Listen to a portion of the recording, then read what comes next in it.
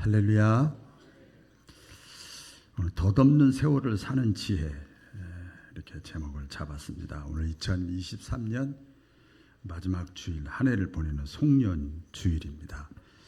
제가 주중에도 계속 우리 교우 가운데 가정에서 어려움 당하는 사람, 병실에 있는 사람, 또 사경을 헤매는 사람 이렇게 보면서도, 그리고 그 옆에 병실에 있는 같이 보고, 저는 약간 오지랖이 있어가지고 또 가서 또 기도도 해줘.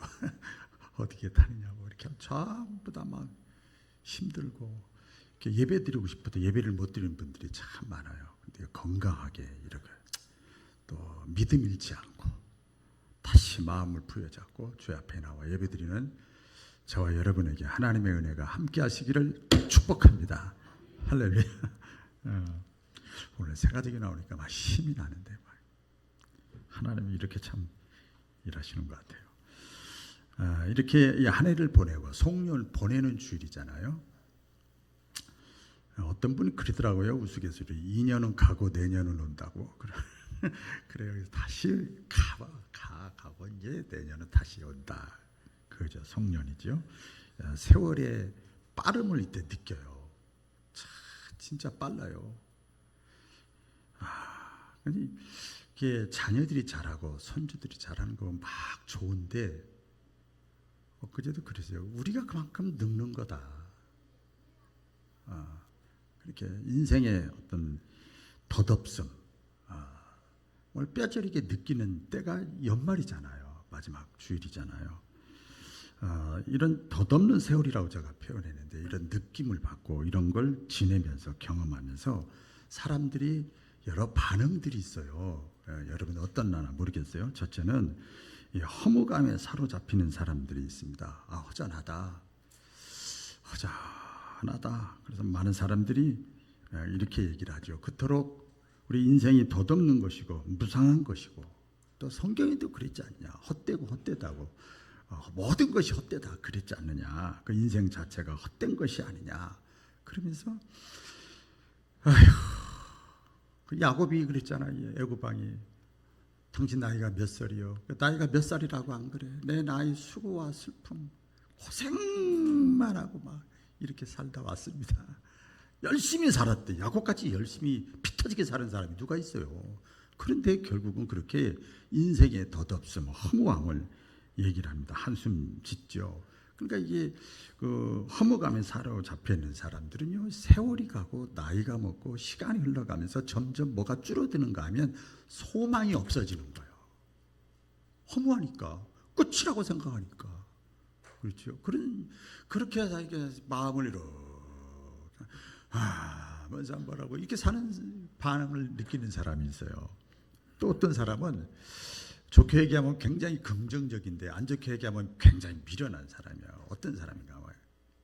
이 시간이 흘러가고 세월이 흘러가고 나이가 먹고 막 이렇게 이런 그 인생의 허무함을 그냥 자기 스스로가 막 마인드 컨트롤 해가지고 외면해 버리는 사람이 있어요. 허무감이 밀려드는 건 뭐 사람이니까 어차피 다 그렇죠. 그런데 뭐 그렇게 생각한다고 해서 뭐 답이 있는 것도 아니고, 뭐 골치 아프게 난 그렇게 생각하지 않겠다. 어차피 한 번뿐인 인생, 노세 젊어노세, 늙어지면 못 노나니. 그 옛날 노래요.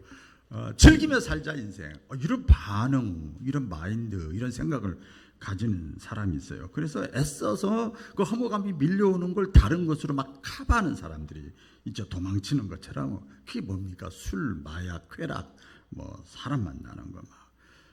그런 거 있죠. 그렇다고 해서 그것이 없어지는 게 아닌데, 그걸 외면해 버리는 거예요. 피해 버리는 거예요. 스트레스를 받으니까. 그렇죠. 그런 사람들이 있고, 마지막 세 번째로는요, 이것을 지혜롭게 극복하는 사람이 있어요. 자, 옆 사람과 인사 나누겠습니다. 지혜롭게 극복합시다. 이런 덧없는 세월, 허무감이 막 느껴오죠. 똑같은 사람인데 왜 안 못 느끼겠어요? 저도 그런데, 그러죠. 그런 게 느껴올 때, 허무감이 밀려올 때 이것을 지혜롭게 극복해야 되는데, 어떻게 하냐? 돈으로, 자식으로, 물질로, 건강으로, 명예로 안 돼요. 안 돼요. 그거 다 지나가더라니까요. 다 내게 아니더라니까요. 그것 때문에 문제가 생기고 막 그러죠. 무엇으로 지혜롭게 극복할 수 있는가 하면 하나님의 말씀으로. 따라해 보겠습니다. 하나님의 말씀. 네. 하나님의 말씀은 진리잖아요. 진리. 이 말씀을 붙잡고 극복해 나가는 거예요. 사람의 말을 어떻게 믿습니까? 하나님의 말씀 붙잡고 극복해 나가는 거예요. 그래, 낙엽이 떨어져, 석양이 져, 나이도 먹었어, 다 죽으면 흙으로 가. 그건 맞아. 겉에 볼 땐 그래. 허무해. 그런데 성경에서 하나님의 말씀 뭐라고 그러느냐 이 말이에요. 이때 말씀으로 돌아가야죠. 예? 말씀 중심의 신앙이 뭡니까? 이런 문제 저런 문제 이런 문제 저런 문제 막 생길 때 그때 말씀의 거울로 비춰보는 거예요. 돋보기를 비춰보는 것처럼. 때로는 현미경으로도 비춰보고 내 자신을 비춰보고 사회도 비춰보고 세상 돌아가는 것도 비춰보고 깨닫기를 축원합니다. 말씀을 통하여 지혜롭게 극복해야 되는데 그러면 어떻게 이 지혜롭게 허무감을 극복해낼 수가 있는가? 첫째는요, 이 겸손을 배우는 겁니다. 따라해 보겠습니다. 겸손. 겸손을 배우는 겁니다. 오늘 본문 29절에 보면 이런 말씀이 있어요. 때가 단축하여진 거로 시간이 세월이 살 날이 얼마 남질 않았어. 때가 단축하여진 거로 이런 말씀을 하고 쭉 말씀이 나와요. 이게 무슨 뜻인가 하면 그 해석을 보면 세상 만사에는 때가 있다. 태어날 때가 있고 일할 때가 있고 쉴 때가 있고 죽을 때가 있고 인생을 시작할 때가 있고 끝낼 때가 있고 손 내려놓을 때가 있고 있다는 거예요. 다 때가 있다는 거예요. 그래서 그때 죽을 때 아무 낙이 없다 이럴 때가 가깝기 전에 때가 이 단축하여졌다 이런 걸 막 느끼면서 그렇게 의기양양하고 혈기 있고 뭐든지 다 알 것 같은 사람이 갑자기 이렇게 죽어요. 보니까 자녀들 앞에서도 갑자기 어느 날 갑자기 보니까 자녀들 앞에서도 이렇게 이랬던 저였는데 어느 날 갑자기 자녀들한테 맞히게 되더라고요. 이렇게. 어느 날 갑자기 내가 이렇게 변했나 이런 사람 아닌데 또 우리 목회자니까 목회자 세계에서도 했던 사람이 어느 날 갑자기 그래 너 다 가져 너 다 어떻게 보면 여기 그런데 그게 지혜더라고요. 그게 지혜더라고요. 모세가요 우리 잘 알죠. 120세까지 살았잖아요. 모세가 이런 덧없는 인생을 아주 잘 극복한 사람이 모세인데 오늘 시편 90편이 성경의 시편 90편이 모세의 다윗의 시간이고 모세의 그가 자신의 삶을 이렇게 깨달은 거예요. 깨닫는 은혜가 임하시기를 주의 이름으로 축복합니다. 할렐루야. 깨달은 거예요. 깨달았어. 자, 인생이 더덥구나. 그러면서 쭉 장례식 가면 제가 꼭 시편 90편은 거의 백발백중 다 인용을 합니다. 너무나 잘했어요. 시편 90편 6절에 보면 이렇게 말씀입니다. 푸른 아침에 꽃이 피어 자라다가 저녁에는 뱀바되어 마르나이다. 이 얘기는 자기 얘기요. 푸른 아침에 꽃이 피어 자라다가 예쁘게 멋있게 튼튼하게 계획 세우고 막 될 것 같은데 저녁에는 뱀바되어 마르나이다. 그러니까 자기 자신을 이 풀과 같은 존재로 깨닫게 되는 거예요. 우리 인생이 더덥다는 것을 이제 그렇게 표현한 겁니다. 그리고 또 시편 90편 그 9절에 보면요, 다 같이 읽어볼까요? 시작. 우리의 모든 날이 주의 분노에 지나가며 우리의 평생이 일시간에 다하였나이다. 바람처럼 순식간에 지나간다. 깨닫는 거예요. 그러나 모세는 이렇게 허무감에서 이게 빠져 있질 않고 그래 이렇게 살다 말지 그냥 이렇게 살다 마는 거지 뭐 그렇게 허무감에 있는 것이 아니고 오히려 이 12절에 그랬죠. 우리에게 우리날 계수함을 가르치사 지혜로운 마음을 주시옵소서. 지혜로운 마음을 주시옵소서.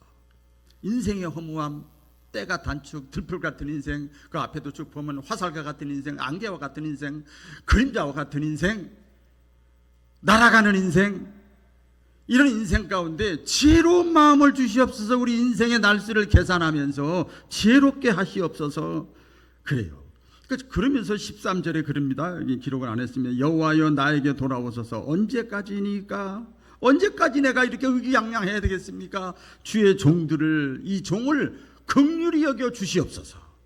그전에는 이 모세가요, 긍휼히 여겨달라는 말을 안 했어요. 제가 뭐 할게요, 이렇게 할게요, 저렇게 할게요 이랬는데, 나이가 들고 이렇게 하면서 하나님 나를 긍휼히 여겨주세요. 지금까지 건강 주신 것도 감사하고, 지금까지 부족하지만 나를 사용하신 것도 감사하고, 주님 그런데도 너무나 부족하고 허물이 많습니다. 나를 긍휼히 여겨 주시옵소서.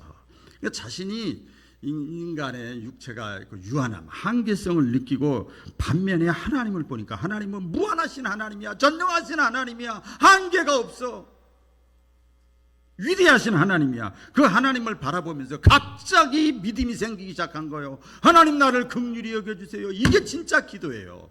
나를 긍휼히 여겨주세요. 그러면서 사람이 겸손하게 되는 거예요. 겸손하게 되는 거죠. 우리 인생의 덧없음, 허무함 속에서 저와 여러분이 또 지혜를 얻는 것은 겸손인 줄로 믿습니다. 겸손. 그래서 어떤 분은 그래요. 인생의 덧없음과 허무함을 느끼면서 그것이 바로 하나님만 바라보게 하는 위대한 가르침이다. 내가 병들고 약하고 힘들고 어려운 것은 인생이 뭐냐 다시 깨닫게 되고, 하나님이 어떤 분이냐, 그러면서 이 사건을 통해서 하나님은 나에게 스승이 되어 주신다. 그래서 우리 잠언서에도 말씀하잖아요. 너희들이 인생을 살면서 정말 지혜롭게 살려면 잔치집에 가려고 그러지 말고 될 수 있으면 초상집 찾아다녀라. 어렵고 힘든데 찾아다녀라. 병든 사람만 가봐라. 병원 몇 번 신방 갔더니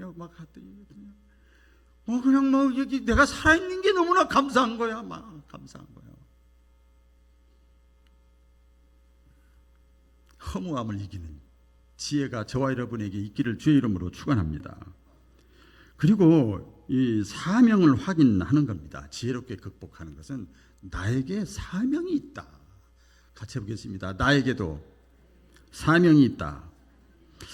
보세요. 이 덧없는 이 세월의 허무감을 느끼는 근본적인 이유가 뭘까요? 짧은 인생인데, 그러다 보니까 살 날이 얼마 안 남았어. 짧은 인생 속에서 허무감을 느끼는 이유가 뭔가? 살아야 되는 이유를 못 찾은 거예요. 내가 존재해야 되는 이유도 찾지 못한 거예요. 좀 어렵죠. 내가 살아야 되는 이유, 살아야 되니까 사는 게 아니잖아요. 내가 존재해야 하는 이유, 이렇게 아주 표현했어요. 오늘 본문에 보니까 제가 일부러 적지 않아서 다 성경을 한번 볼까요? 성경을 짧은 고린도전서 7장 29절. 사명에 대해서 이렇게 표현합니다. 형제들아, 29절. 내가 이 말을 하노니 때가 단축하여 증거로, 이제 허무하다는 말이에요. 끝났어요. 인생 거의 다 말미에 왔어요. 자, 이유부터 어떻게 살아야 된다고요, 우리가? 자, 여기 보니까 사명을 얘기하는 겁니다. 아내가 있는 자들은 없는 것 같이 살아라. 이걸 한국말로 하면 부지런히 살아라. 더 때가 단축될 수 만큼 더 열심히 부지런히 살아라. 아내가 없으면 바쁘더라고요. 며칠만 바쁘도 얼마나 바쁜지 몰라요. 할 일이 이렇게 많은지 몰라. 또 30절에 우는 자들은 울지 않는 자 같이 살아라. 슬픔과 어떤 그 속상함, 괴로운 일에 깊이 빠지지 말고 거기에 다 지나가는 거야. 거기에 그냥 빠져 살지 말고, 또 기쁜 자들은 세상 재미에 빠지지 말아라. 기쁜 자들은 거기에 기쁘지 않는 자같이 절제하면서 살아라. 또 매매하는 자들은 이 뭐예요? 매매하는 자들은 없는 자같이 하면, 이게 이 매매가 풍성하게 왕성하게 될 때, 돈 많고 막 잘 나갈 때, 먹고 살만할 때, 이때 어려울 때를 생각해라. 초심으로 돌아가라. 초심으로 다시 돌아가라. 또 31절에 보니까 세상 물건을 쓰는 자들은, 이게 뭐 돈이 많으니까 이것도 사고 저것도 사고 이것도 사고 먹고 싶은 거 마음대로 먹고, 이게 명예도 있고 건강도 있고 지식도 있고 삶이 풍족해, 이런 사람들은 다 쓰지 못하는 자 같이 하라. 또 절제하고 다 학자같이 살고 그렇게 하라. 이 세상의 외형은 다 지나감이니라. 그러니까 무슨 뜻입니까? 이 세상 재미에 빠지지 말고 삶의 의미와 목적을 발견하고 사명을 따라서 살라는 거죠. 성경에 보면 이 사도 바울이라는 사람이 있잖아요. 근데 고난 사도 바울이 예수님을 만나고 나서 주의 일을 하는데 얼마나 힘들고 어려운지 몰라요. 여러분, 주의 일은 힘들고 어려운 거예요. 근데 성령이 충만하면 그것이 극복되는 것뿐입니다. 아멘, 아멘, 아멘이요. 성경에 보세요. 아브라함, 이삭, 야곱, 다윗, 요셉, 하나님의 사람들 보세요. 주의라는 사람들 보세요. 얼마나 힘들고 어렵습니까?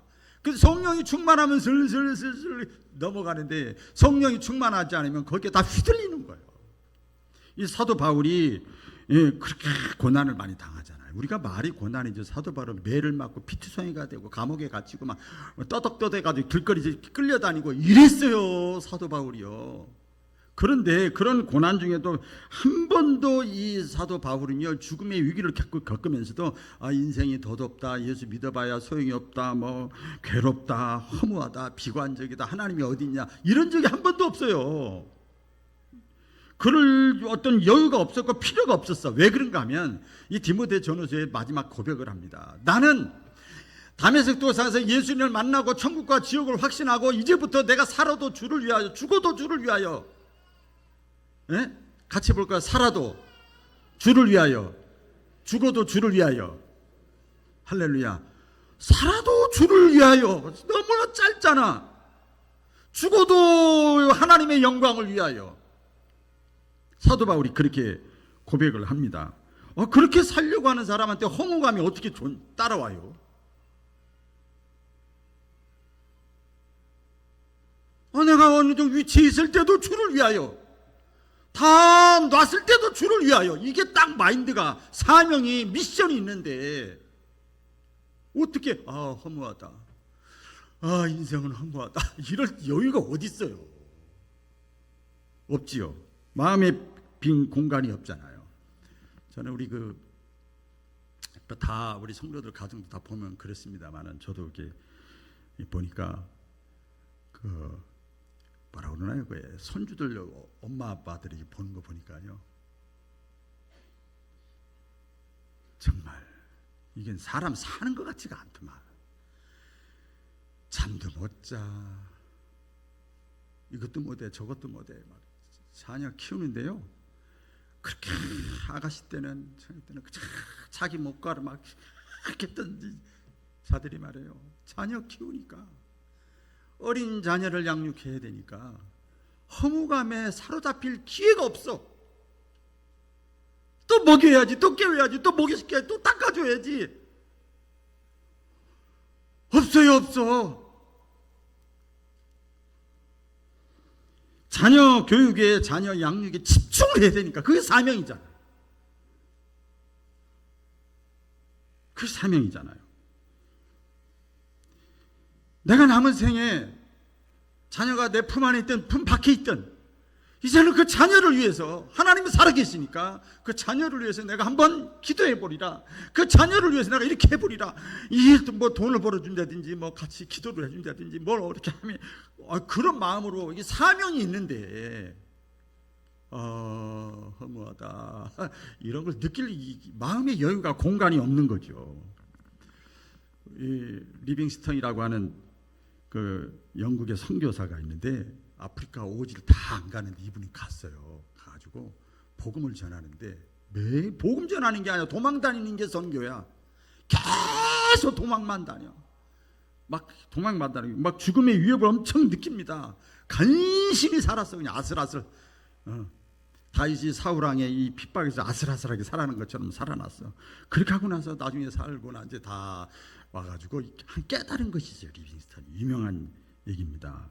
사람은 자기 사명이 끝나기 전에는 결코 죽지 않는다. 유명한 얘기예요. 여러분, 성경에 죽음이라는 건 육체와 영혼에 분리지만 영적으로 보면 사명이 끝난 게 죽은 거예요. 사명이 끝나면 죽은 거예요. 여러분, 그래요. 이 사명은 하나님께서 저와 여러분에게 주시는 살아야 될 이유인 줄로 믿습니다.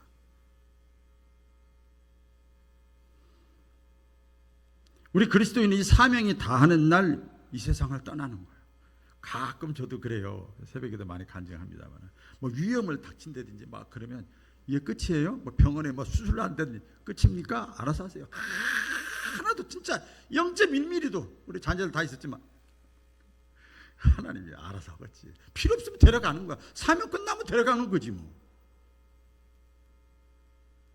이 사명적 존재 너무나 중요하잖아요.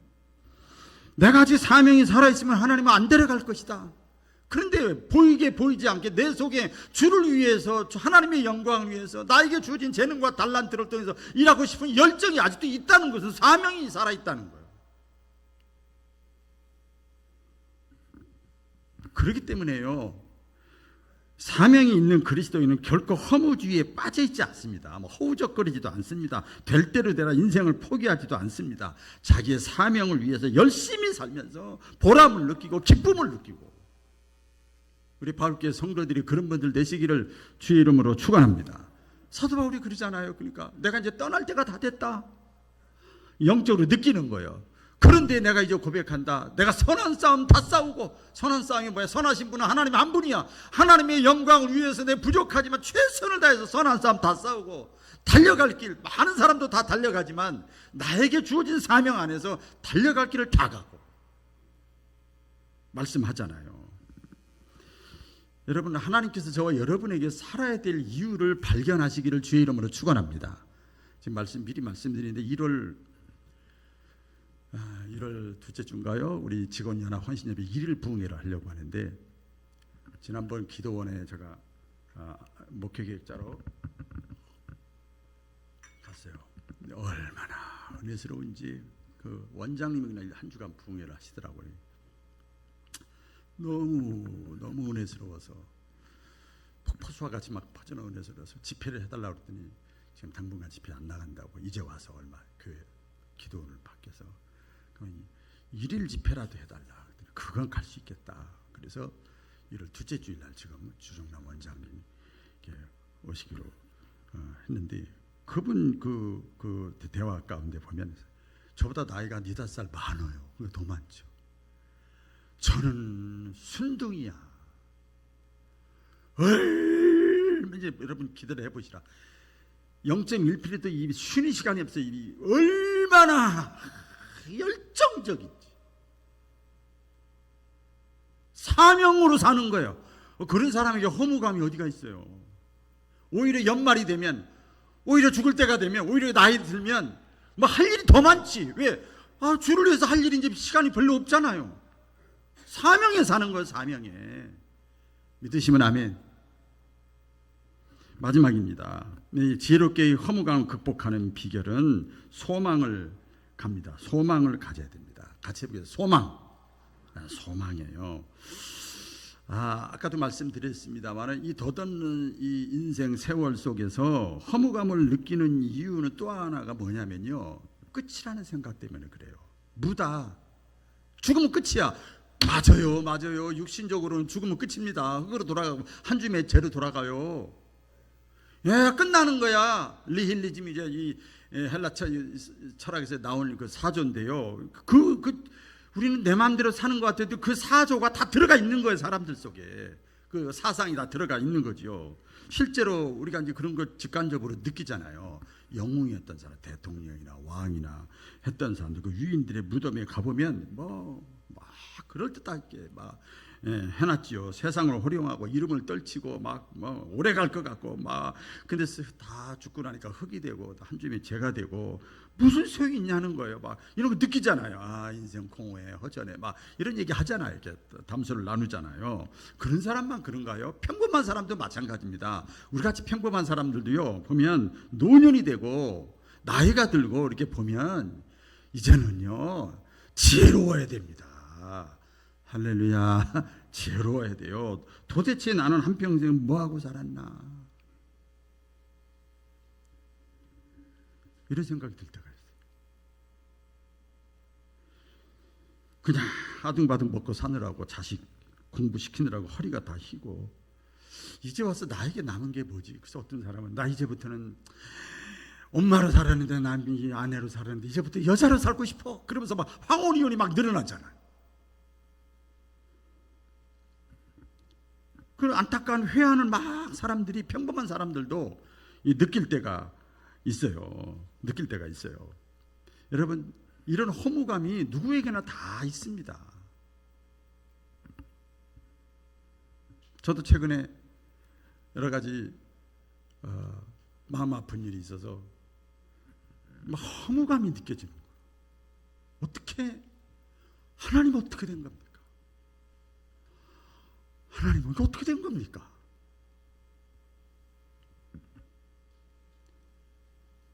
이때 말씀으로 돌아가야 돼요.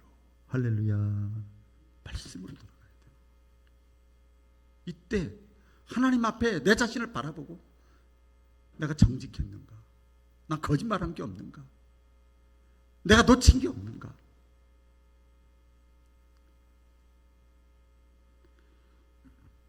주 안에서 말씀은 진리잖아요. 진리잖아요. 디모데후서 4장 8절 말씀에 보면 사도 바울이 그러잖아요. 이제후로는 나를 위하여 의의 면류관이 예비되었다. 여러분, 이런 소망이 있어야 됩니다. 지금쯤 신앙생활 이 정도 했으면, 이제후로는 내가 지금 당장 무식한 형이 표현을 꼴깍 때깍 죽었어도 나를 위하여 의의 면류관이 예비되었다. 뭐 겉에 드러난 게 다는 아니지만, 우리 교회는 큰 교회는 아니잖아요. 총회장도 안 했고 내가 무슨 그걸 안 했지만, 그래도 하나님 앞에 서면 나는 의의 면류관이 그래 있어.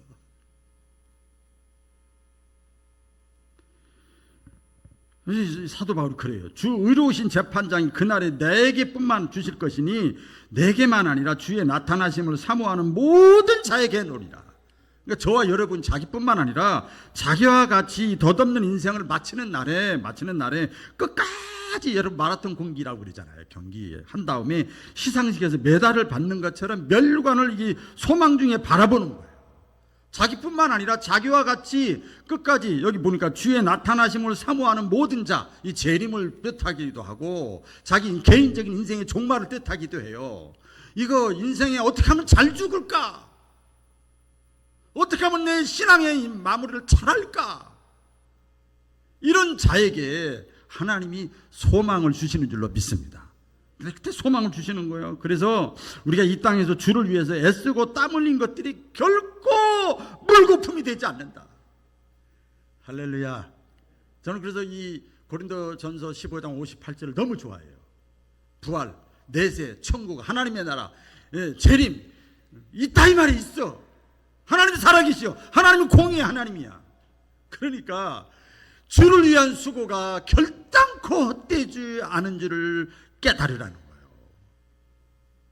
주의 일하다가 주님 앞에 서야 될 거 아닙니까? 영원한 것에 초점을 맞춰야 될 거 아닙니까? 이 아내를 보내면서 우리가 그런 생각을, 그런 마음을 가져야 될 줄로 믿습니다. 물론 겉으로 볼 때는 아까 서두에 말씀드린 대로 우리 인생은 덧없이 무상하게 지나가는 것 같습니다.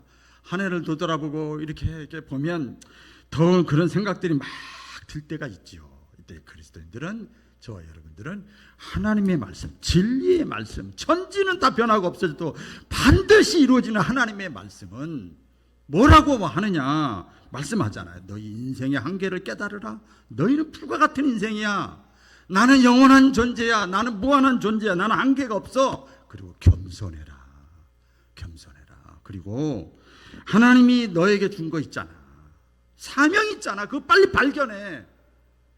빨리 발견하고 사명을 따라서 살고, 인생의 육신은 쇠하여질지 몰라도 주를 위한 수고가 헛되지 않아. 면류관을 기다리고 소망 중에 살아. 할렐루야.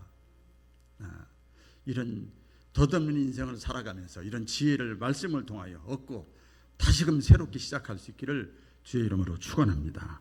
기도하겠습니다. 하나님 아버지,